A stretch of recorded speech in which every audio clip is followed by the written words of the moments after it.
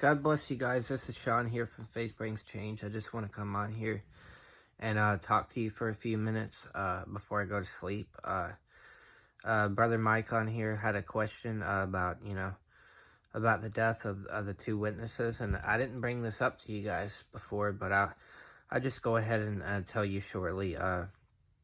Jesus a while back did tell me I'm one of the two witnesses, and the word witness, or the word basically those two churches, Smyrna and Philadelphia, it says that there's angels over those two churches, and we know there are those two back in that day, and those two physical churches, but now you're having the fulfillment of that spiritually in Revelation, which points over to us, and so it's all for moving over to our time also, and I'm one of the two, and also I can say also I'm training the two, because having two churches, under me, and I'm kind of starting this, and the other person is going to be getting started as a result of this, somewhere.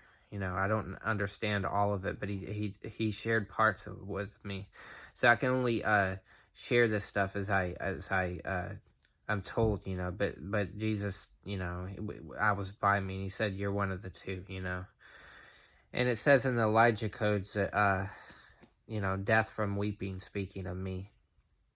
When it says they were overcome, I didn't share with you guys all that there is about it.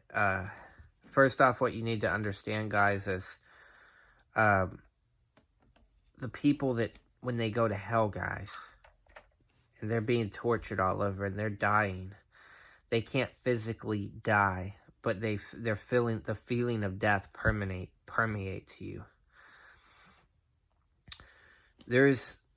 I've never talked to you guys about this, but I felt death all my life, when I was younger, and I had those demons in me tormenting me when I was younger, after I got, rejected by kids at school, and they put and also parents, put these evil movies before me, and I could see evil in people's eyes, and I could literally, because I had the spirit touching me. I could see demons in people's eyes, guys, and even my own older brother. His father was a murderer, and he was staring at me with this evil grin, and I don't even know how to describe it. Just things, I could just see the hatred in that smile and evil, and I don't know if he noticed, how evil that kind of bullying was, but I had been tormented by demons and tortured, and I would be where I had circles under my eyes, guys,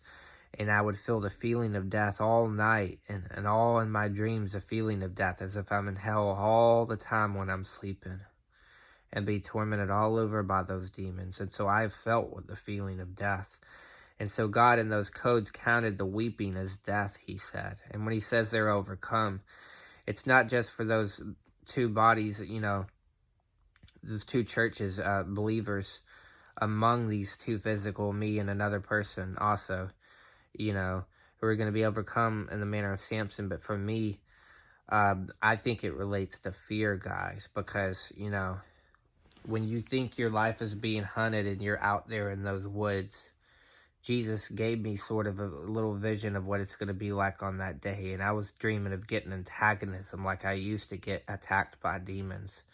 And I think the beast is going to be psychologically, and for at least for me, in my mind. And I'm going to be tormented all over. At least I could feel it, guys. I mean, it was dreadful to me. But the Lord delivered me from that. And after a time of suffering, that death in the body, because it's more than just killing you with a physical knife, guys. To have that torment in your head when you're hurting all over, believe me, I've been tormented by demons. And your brain, it feels like it's being smushed in, and you feel like you're being stabbed. Your body hurts all over, but you're not physically getting touched. It's worse than anything you can understand, guys, and at least for me, I suffered that. But after a time, I guess, those psychological attacks, I'm suffering death that way. He showed me about how he would take me, he would take me, out of this world. And it says, I was reading He says, don't be afraid those who can kill the body.